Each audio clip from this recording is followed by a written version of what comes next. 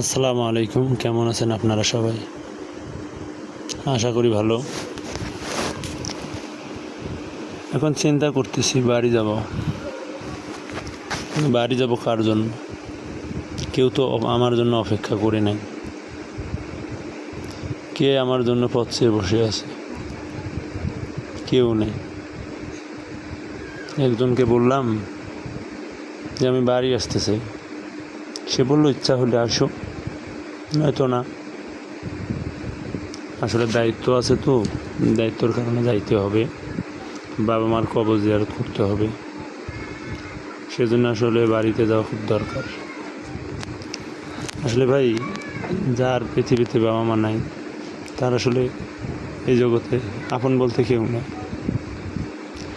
সবাই দোয়া করবেন আমার বাবা মার জন্য, আমার জন্য, আমার ফ্যামিলির জন্য।